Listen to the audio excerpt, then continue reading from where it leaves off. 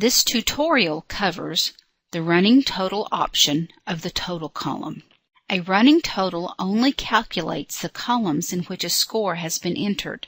The default for the total column displays a running total. If you do not place a score in all columns of the gradebook for every student, when the total column calculates the percentage, the points earned divided by the points possible, you will get an inaccurate percentage. Columns without a score will not be included in the calculation. To illustrate this concept, let's look at a gradebook that has 3 tests, each worth 100 points. Student A has a grade for all 3 tests.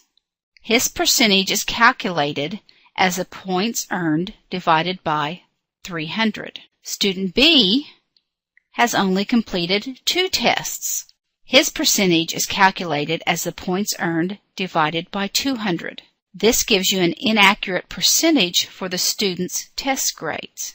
In order to calculate student B's percentage accurately, you will need to add a 0 for the test he did not take.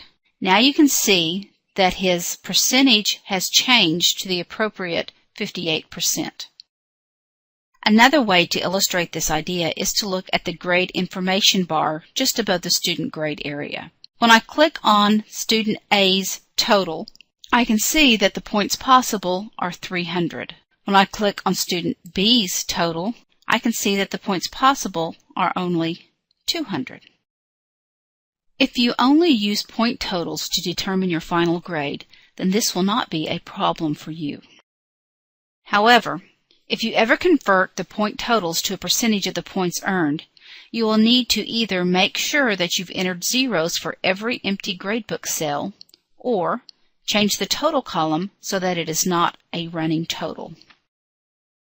If you choose the second option, to change the total column so that it is not a running total, you'll need to click on the chevron menu next to the total column heading and select Edit Column Information.